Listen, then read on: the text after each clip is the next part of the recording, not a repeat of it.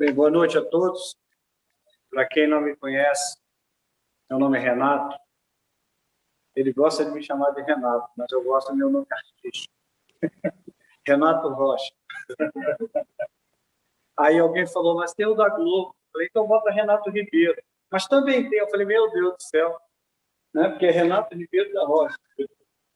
Mas é com enorme prazer que eu estou retornando aqui a esse assunto.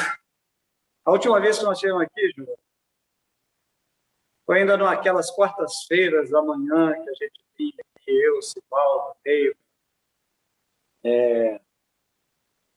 Nós tínhamos mais 11 pessoas aqui que vinham sempre, né? 9, 11, e fazíamos as palestras. Aqui tínhamos esse trabalho antes da pandemia.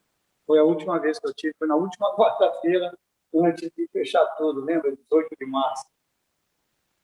Mas o Paulo César, o PC aqui é muito meu amigo, ele me convidou para vir hoje à noite, e eu perguntei qual é o tema.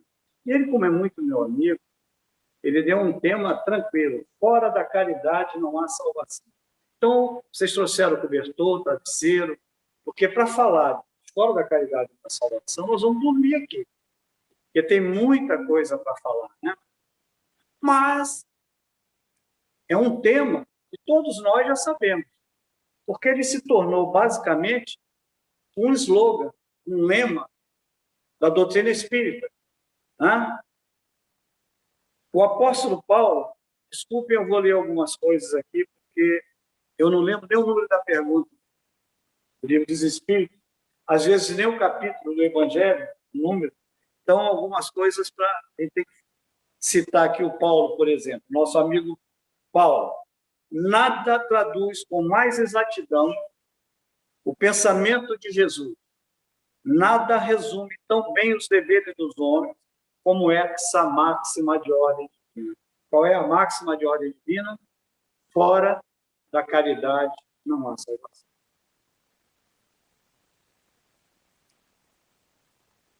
Kardec colocou esta máxima em virtude da divergência que alguns padres, o algeriza, que alguns padres tinham pela doutrina espírita recém-surgida. E teve um padre lá, eu não me recordo o nome, que fez uma defesa e um ataque violento ao espiritismo, onde Kardec resolveu se pronunciar. Porque até então era mais ou menos na base da brincadeira, da gozação, as críticas, os ataques. E Kardec não levava isso a sério. Eu brinco muito com o pessoal, tem muita gente que liga para mim, os amigos, ou conversamos, diz assim, esse pessoal da Porta dos Fundos, gente, só dá valor se você ligar. Se você não ligar, passa. Era a mesma coisa o Kardec. Então, quando esse padre fez, ele disse, eu vou retrucar. E foi quando ele falou que a igreja dizia que fora da igreja não há salvação. O outro de outra doutrina dizia que fora dessa doutrina não há salvação. E Kardec, claro, inspirado pelos espíritos superiores, mandou essa: fora da caridade não há salvação. Por quê? Ninguém sabe aqui por quê. Porque a caridade pode ser feita por todos, por qualquer um. Quem aqui não pode ser caridoso? Todos nós podemos.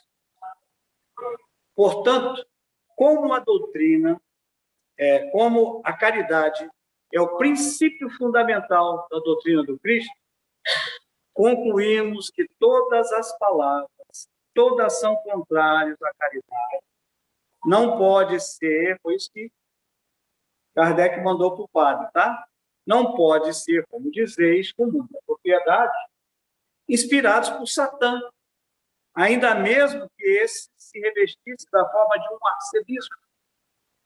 É por essa razão que diz o Espiritismo, fora da caridade não há salvação. Isso Allan Kardec mandou esse recadinho, publicou na Revista Espírita, esses dizeres. A caridade é o princípio fundamental da doutrina do Cristo. E se o Espiritismo coloca isso como caminho a ser seguido, ele não pode ter sido enviado, como ele diz aqui, por Satã. Não pode ter sido enviado por quem fosse de maldade, né? Então, nós vamos lá. No Evangelho segundo o Espiritismo, Kardec criou um capítulo todo para falar que fora da caridade não há salvação. Né? No item 5, o Kardec transcreve o que está na Bíblia, quando os fariseus chegaram a Jesus e perguntaram qual era o maior mandamento. E Jesus respondeu: amar a Deus sobre todas as coisas e ao próximo como a si mesmo. Estes são os dois, um é igual ao outro, são os dois, são a base, são os mandamentos maiores. Então, nesse item 5, no capítulo 15, quem quiser pode ver aí no Evangelho, o codificador transcreveu essa passagem bíblica e depois começou a desenvolver o seu comentário a respeito de Jesus, quando ele falou justamente essa máxima: fora da caridade não há salvação, ou seja, amar ao próximo como a si mesmo. Uma é correlata com a outra. As duas significam a mesma coisa.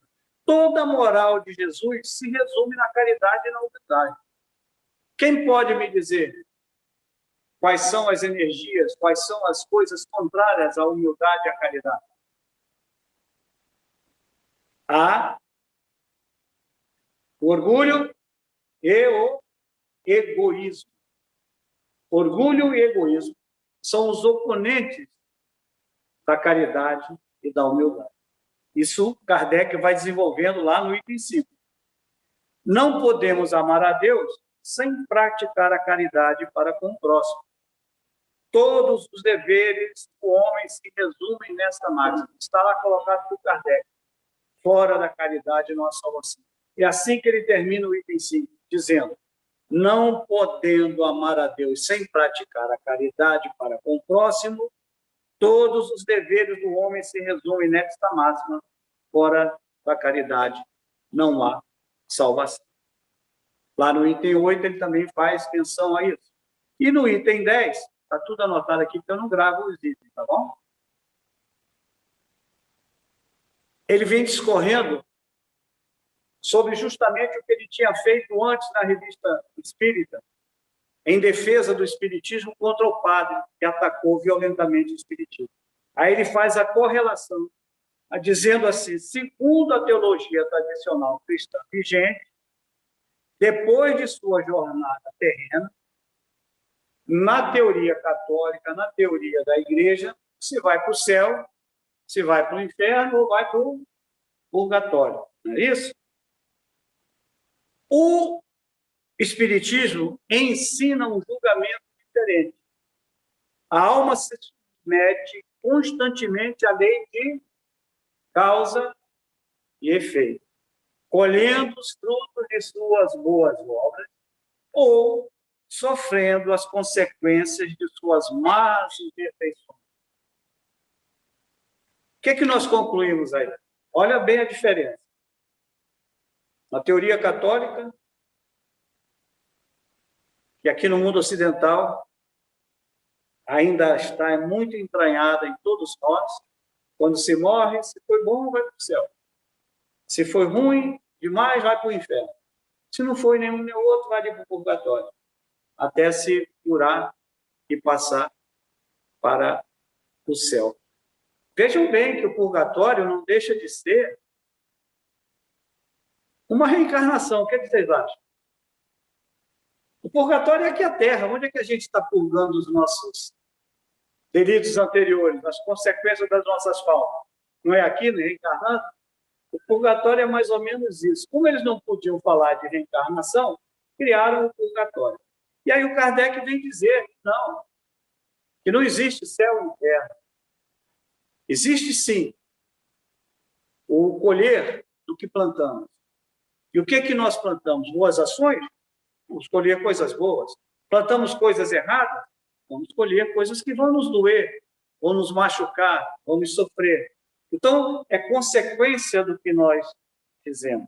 Vejam bem que essa concepção se aproxima da ideia de quê? De aperfeiçoamento espiritual. Para nós não sofrermos mais, para nós não termos consequências das nossas escolhas, das nossas obras, nós temos que evoluir para o caminho do bem. Praticar o amor, praticar a caridade. Isso é um avanço, é um aprimoramento espiritual. Qual o verdadeiro sentido da palavra caridade, como entendia Jesus? Está lá a resposta na questão 886 do Livro dos Espíritos, em que o Espírito da Verdade responde a Kardec. A verdadeira caridade de Jesus, benevolência para com todos, compaixão para as imperfeições dos outros, perdão das ofensas. Olha lá na questão 886, quem quiser, leia. Benevolência para com todos, compaixão para as imperfeições dos outros, perdão das ofensas. Então, nós não podemos só pensar em caridade como um ato, uma ação só por fazer. Ela tem que ter sabedoria. Ela tem que ter um avanço para também acompanhar esse avanço, para poder fazer esse avanço espiritual. Lembra que nós falamos antes aqui que o que Kardec coloca, ao invés de céu e inferno, é o aprimoramento espiritual? Para você fazer um aprimoramento espiritual, é necessário que você tenha saber e que você tenha caridade. Porque sem saber, você não pratica como deve ser praticado. Portanto, sabedoria e caridade, como Kardec coloca, são os dois suportes para a evolução individual. E assim poderiam muito bem constar num eventual lema ou slogan para o Espiritismo. Sabedoria e caridade poderia também ser o slogan do Espiritismo. Então, veja bem, para nós evoluirmos, crescermos espiritualmente, não basta só ser, veja bem, caridoso. Não é aqui que eu estou falando que é a caridade real. Não basta doar, fazer. Você tem que ter sabedoria também para poder fazer, tá? Porque o objetivo é o progresso completo. Porém, os povos, assim como os indivíduos, só alcançam o progresso passo a passo. Enquanto o senso moral não estiver totalmente desenvolvido, pode mesmo acontecer que se sirvam da inteligência para a prática do mal. O moral e a inteligência são duas forças que só se equilibram com o tempo. Isso também é a questão 780b do Livro dos Espíritos. Essa foi a resposta que os Espíritos deram sobre essa sabedoria moral e a caridade. Meus irmãos, a alma pode se levar a Deus, mas o caminho mais correto, não vamos dizer correto, mas o caminho mais fácil e o caminho mais usual e o caminho que Jesus e a espiritualidade esperam de nós é o caminho da caridade. No livro Consolador,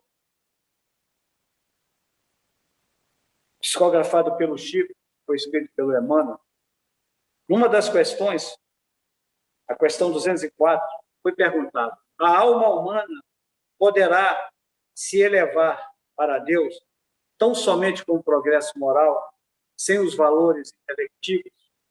Olha o saber. A resposta de Emmanuel: o sentimento de amor e a sabedoria são as duas asas em que a alma se elevará para a perfeição infinita. Ele comparou aí essas duas colunas como asas que nos levam a alçar voo para a eternidade.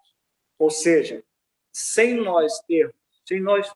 não adianta nós termos somente o intelecto E não adianta nós termos esse conhecimento sem termos a moral acompanhando. Porque, como já explicaram os Espíritos na questão 780, se você pratica, você sabe, você não pratica o bem, você é muito inteligente, você pode praticar o mal.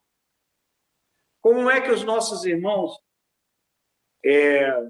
tidos como os reis da maldade, vamos dizer, no plano espiritual, aqueles irmãos feiticeiros, magos do plano espiritual, conseguem dominar? Porque eles têm muito intelecto.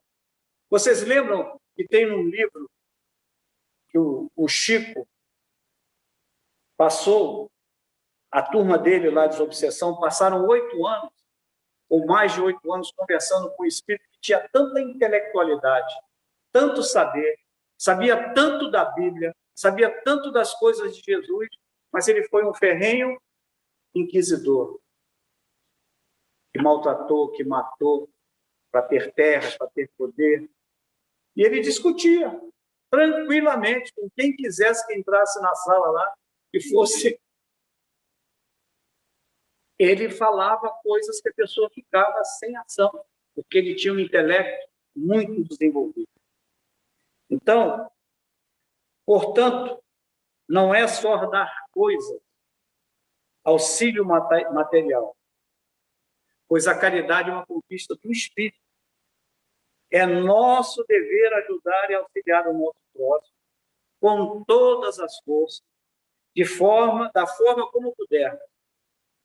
Talvez aquele ser queira algo mais, uma conversa fraterna, alguém para ouvir suas experiências de vida, que possa lhe dar esperança e resgatar em si a fé, alguém que possa lhe dar o consolo fraternal. Então, muitas vezes, nós pensamos em caridade só como doação material, que é importantíssimo. Por exemplo, o que vocês acham de sentir frio agora? É ruim, não é? Se nós não doarmos o cobertor para quem não tem, ele vai continuar com frio. Ele poderá até desencarnar por hipotermia. Hipotermia. Falei certo? Está certo. Então, a caridade material é importante. Agora mesmo estávamos ali conversando com o Roberto sobre a doação do feijão. Vamos pegar o feijão e vamos levar a quem precisa comer o feijão. Mas a caridade não é só isso. Como foi dito aqui, a caridade precisa ser fraterna. Ela tem que ir ao encontro dos necessitados de uma palavra, de um carinho, de um apoio. Eu escrevi aqui que quando encontramos alguém no nosso caminho, é porque algum espírito amigo nos encaminhou até ele. Ele precisava disso. Gente, é impressionante. Quando eu falo isso, eu não estou aqui me vangloriando. Pelo contrário, eu acho ruim pra caramba. Eu fico assim, indignado, indignado no bom sentido. Estou eu ali, vamos dizer, na rodoviária, cheio de gente, certo? Aí vem o mendigo. Adivinha para quem que ele vem pedir? Tem 15 do meu lado, 20, mas ele vem bem onde eu estou. Me arranjam. É impressionante. Então, quando eles vêm a nós, é porque o Espírito indicou. Vai lá, vai naquele ali, ó. E nós recebemos aqui, ó, lá vem ele. Tá certo?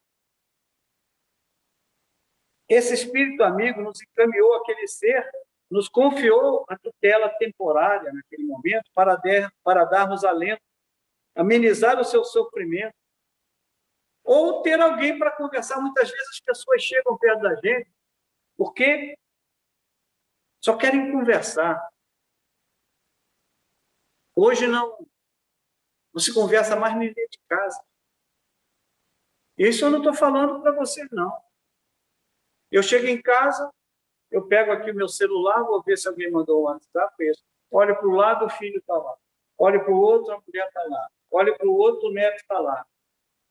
Vocês lembram como era antigamente? Alguém ainda consegue lembrar? A gente chegava em casa, boa noite, como é que foi seu dia? Teve aquele chefe safado. Mas a família sentava na mesa, vai almoçar, ou à noite o jantar, o lanche, se conversava. Hoje é difícil. E as pessoas estão por aí, nas ruas, precisando de uma conversa, de um apoio, uma conversa amiga, sincera. E nós apenas gostamos de dar esmola e achamos que fizemos muito, ou que cumprimos com a nossa obrigação diária. A caridade vai muito, muito, mas muito além de dar coisas. A verdadeira caridade começa aonde, gente? O PC aqui já respondeu. No lar, em casa, pois ele é o nosso tempo mais sagrado. De nada adianta ser bom para os outros se no nosso lar nós somos os carrascos, os indiferentes. De nada ser um conselheiro do bem para atividade, consolo, esclarecimento no centro espírita, se o nosso amigo, o nosso vizinho, o colega ou o chefe de trabalho estão com problemas. E o pior é que, às vezes, o problema do chefe somos nós mesmos. O problema do nosso colega somos nós mesmos. O Espiritismo veio para convocar os espíritos para o trabalho sincero no bem, para que possamos, através das atividades espíritas, dentro e fora da casa espírita, aqui dentro e lá fora também, que possamos aprender com as pessoas que a vida nos coloca à disposição e com elas trocarmos experiências e aprendermos muito. Só sei que nada sei, e quanto mais sei, nada sei. Então, a troca de experiência é muito importante para o nosso crescimento. Uma vez eu fui a um velório da mãe de um amigo, colega nosso. E aí cheguei lá, o camarada estava. Eu digo, e aí, como é que você está? Estou bem, a gente é espírito, sabe que aqui está só o povo. Ela já foi embora. Aí eu olhei assim para ele e falei, minha mãe morreu, desencarnou, tinha 4 anos. Chego, vamos tomar um cafezinho ali, não é? Tem sempre aquele lugarzinho lá atrás, né? Lá no cemitério, do cafezinho. Vamos ali. Falei, cara, eu não tenho essa experiência, não. Eu não sei o que eu digo para você, porque minha mãe desencarnou, tinha 4 anos. Agora, eu só te digo uma coisa. Você mamou naquele corpo, aquele corpo te carregou, aquele corpo te deu carinho, e tu está sentindo falta dela, não está? Aí ele já começou a... Então, meu amigo, bota esse negócio para fora. Sabe por quê? Porque daqui a um tempo você vai se arrepender tanto de não ter chorado, de não ter... Não precisa fazer escândalo, não precisa se debater, mas a dor, a falta, chora. Não tem problema, não. Ninguém vai dizer, aquele espírito está chorando, qual é o problema? Você está com saudade da sua mãe. Aí ele caiu em si, foi lá para a chão e começou a chorar. Chorou mais ou menos 1 hora, mas não chorou. Quietinho lá, mas chorou. Ele precisava tirar do coração aquilo. Porque senão depois ele ia ficar depressivo, angustiado, magoado. Eu não chorei, eu ia chorar o resto da vida todinha, entendeu? Eu nunca tinha passado por uma situação dessa, mas a intuição que veio foi, escreve ele ali e faz esse cara chorar. Ele precisa chorar. Então, muitas vezes, nós deixamos escapar a oportunidade de fazermos a caridade, pensando só em dar o agasalho, em dar a comida, como já disse, que é importante, é de suma importância, né? Nós vamos falar mais adiante sobre isso. Jesus não está dentro da casa espírita, ele não está só aqui dentro da casa espírita, ele está em todo lugar. Então, nós precisamos lembrar que Jesus, ele não veio para os fariseus, ele não veio para os poderosos, ele veio para quem? Para os doentes, para os necessitados. Então, ele é o cara, como diria uma mais nova, nem sei mais se eles falam assim, mas no meu tempo, mais para cá, dizia assim, ele é o cara. Jesus é o cara que veio para aliviar essas pessoas. Vocês lembram daquela parábola que o rei chamou e disse, olha, aquele que me visitou quando eu estava doente lá no hospital, aquele que me vestiu quando eu tinha frio, aquele que me deu de comer quando eu tinha fome, aquele que foi à prisão quando eu estava preso, esses são os filhos do meu pai. Então, nós temos que ter tempo para isso. Posso ler uma palavrinha aqui? Primeiro, eu queria só dizer isso. A frase, isso aqui eu escrevi, a frase é atemporal, fora da caridade não há salvação. Não tem tempo. Ela começou lá em 1860, por aí, que foi primeiro na Revista Espírita, e vai perdurar pela eternidade, porque ela é atemporal, é despreendida de qualquer doutrina. A frase já poderia, em si só, ela por si só pode ser considerada um caminho de liberdade e evolução, uma ferramenta evangelizadora. Tá? Então, me permito agora aqui citar o Dalai Lama. O que disse o Dalai Lama a respeito da caridade? Os homens perdem a saúde para juntar dinheiro. E depois perdem o dinheiro para recuperar a saúde. Palavras sábias, muito sábias. Ajudar o próximo desperta a nossa consciência. Vocês lembram daquele filme A Corrente do Bem? Lembram? É a mesma situação. É a corrente do bem. Prática da caridade, aumento da consciência. Por consequente, aumento da sabedoria. Esse é que é o saber que nós estamos buscando. Quem vive para si está longe do caminho espiritual. Nós sabemos, nós temos essa experiência, estamos tendo agora, que a encarnação é maravilhosa, mas ela é muito difícil. Porque a todo momento nós somos seduzidos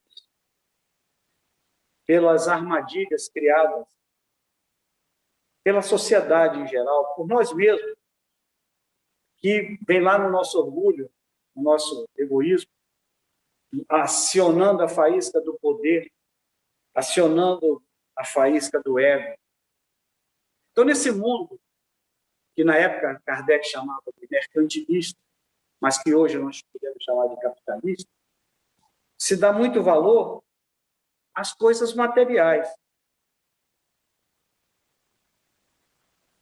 E teve um filósofo que disse assim, entramos em um ciclo de aprisionamento quando acreditamos que a dignidade que buscamos está nas conquistas materiais. Comprar, comprar, comprar, acumular, obter diferenciação através das posses, da exclusividade que o dinheiro pode comprar. E pior, aí eu só acrescentei pior, a quem acredite, dá o crédito de ter dinheiro, de ter poder, de ter sucesso a Deus, como uma bênção de Deus. Como se ele tivesse escolhido. E não é assim. Foi pelo trabalho das pessoas, bem sei. E o trabalho é digno. O trabalho movimenta. E tudo é movimento no nosso mundo, no nosso universo. Deus não para de criar. Ele está sempre trabalhando. Sempre está movimentando. É claro que nós temos que trabalhar. Mas E nós esquecemos que nós estamos todos conectados no amor. Enquanto houver fome, enquanto houver pessoas jogadas pela rua, enquanto houver essa discrepância entre poucos, veja bem, aqui eu não estou falando de política nem de sociologia, eu estou falando da realidade. Ou vocês acham que todo mundo é rico? Poucos têm essa riqueza, e muitos. Enquanto houver isso, nós não teremos o equilíbrio da nossa sociedade, do nosso mundo, da nossa caridade. Poderão vocês dizer, é uma utopia, isso é utópico. Não, não é utópico. É o caminho, isso eu chamo de predestinação. É a única coisa que Deus nos deu, quando Ele nos deu o livre-arbítrio e nos deixou à vontade para fazermos nossas queratices, fazermos o que der e vier, o que quisermos, é o único destino. Você vai ter que ter bom dia. Quer queira, quer não queira. É o teu destino. Agora, tem um camarada aí que nós conhecemos, que eu já disse que é o cara, Jesus. Olha onde é que ele está. Ele é mais velho do que nós, certamente. Mas ele aproveitou a chance que teve e cresceu. E nós? Estamos aproveitando a nossa? O Paulo César já me cutucou aqui. Olha o horário. Meu Deus do céu. Vamos a uma frase do Chico Xavier. A caridade é um exercício espiritual. Quem pratica o bem, coloca em movimento as forças da alma. Então, essa é a mágica da caridade. As forças da alma. E como caridade, podemos entender toda e qualquer ação. Por exemplo, mediunidade não é caridade? É uma caridade maravilhosa. E eu tenho um amigo que diz assim, rapaz, esses médios se iludem tanto, pensam que são todos bonzinhos, eles são os maiores devedores que tem, por isso que eles vieram com mediunidade agora, a pagar tudo que eles já fizeram. E é verdade. Nós, espíritas, temos essa responsabilidade muito grande. Então, para encerrar, eu queria contar aqui 3 casos que falam sobre a necessidade. Primeiro, uma história antiga, talvez você já tenha escutado, mas vale a pena lembrar. Um jovem casal morava com a sogra. E você sabe como é que é a sogra, né? Gente boa, gente boa. Mas ela é a dona da casa. Se um casal for morar na casa da sogra, quem é a dona da casa? A sogra.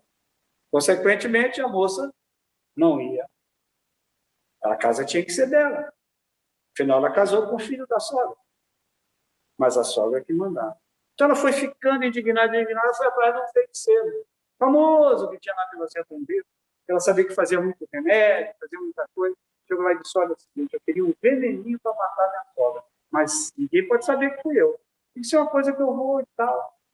E assim ele foi lá, preparou e disse, ó, leve, pingue todo dia na comidinha dela, 10 gotas. E daqui a um tempo ela, ó, e você vai andar por morte natural. Ela foi embora e todo dia pingava.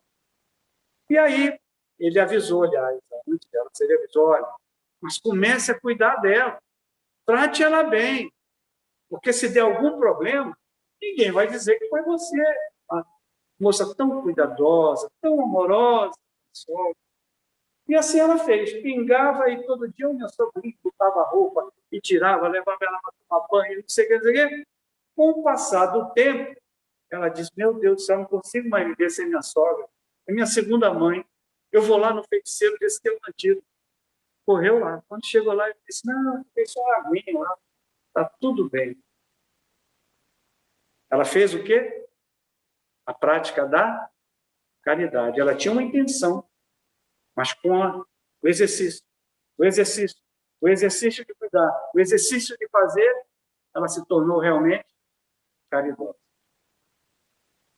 Tem um outro caso aqui, que é do curador, do médico curador. Vocês devem conhecer o Roberto Barbosa, não sei quem já ouviu falar nesse cearense, incorpora o Dr. Fritz e cura. Ele contou a história de uma doméstica que apareceu lá no centro. Na época, ele nem trabalhava com o Dr. Fritz, ele era com o Dr. Mauro. E ela chegou magrinha, acabada. Eu tenho câncer, condenado. Na última esperança ao senhor, doutor. O que o senhor pode fazer por mim? Falou nada. Ela ficou assim. Eu só posso fazer o seguinte: eu lhe opero se você perdoar sua filha. Não. Aquela vagabunda eu não perdoo de jeito nenhum. Então, eu não posso fazer nada, minha filha. Eu disse que eu não posso fazer nada. Porque eu só posso operar você, eles só vão deixar de operar se você perdoar sua filha. E papearam, cortando história, e ela saiu de lá, dizendo que ia tentar. Então, eu disse, então, agora eu vou lhe fazer uma operação.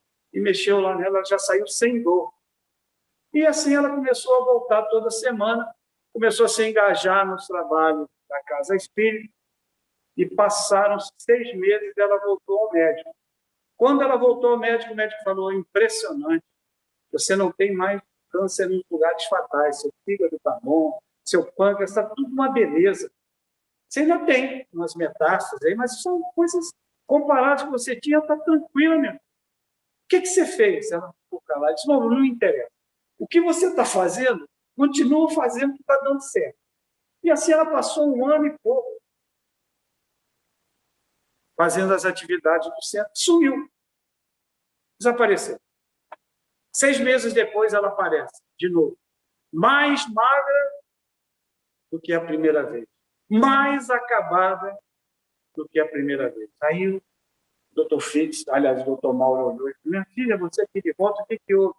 Falou nada, não vim pedir nada, eu só vim me despedir, que eu sei que vou desencarnar, porque eu nunca perdoei minha filha, nem vou perdoar. Vejam vocês, a falta da caridade. Não, nós sabemos que ela não vai morrer.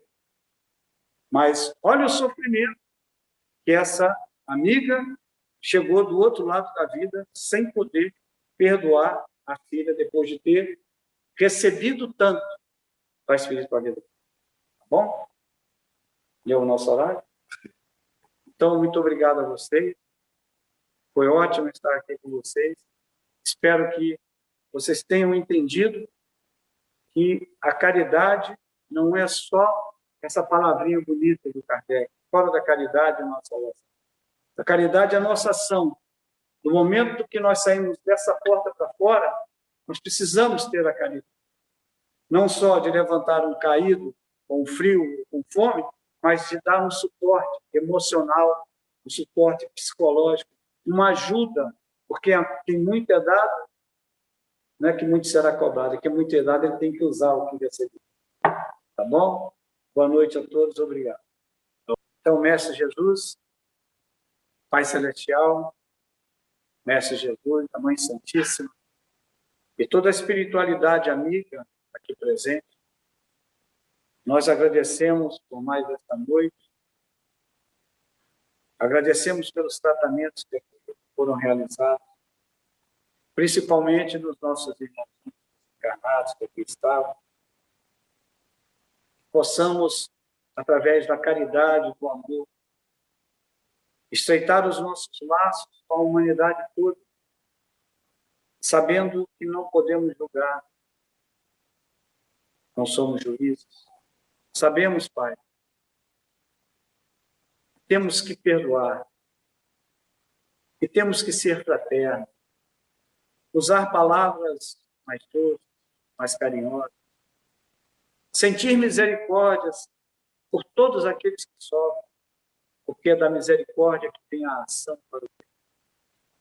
Que possamos nos tornar melhores, que a espiritualidade amiga inocule em nós como uma vacina, a vacina do amor, do bem, da fraternidade, para que a nossa prática seja diuturna, seja frequente, seja diária. Nós agradecemos a todos os amigos espirituais e agradecemos ao Pai Maior Divino, Pai nosso que está no céu. Santificado seja o vosso nome, Venha a nós o vosso reino. Seja feita a vossa vontade, assim na terra como no céu. O pão nosso de cada dia nos dá hoje e sempre. Perdoe as nossas dívidas na medida que perdoarmos aos nossos devedores. E não nos deixeis cair em tentação, mas livra-nos, Senhor, de todo mal, pois só teu é o poder, o reino e a glória para todos sempre. Que assim seja. Graças a Deus.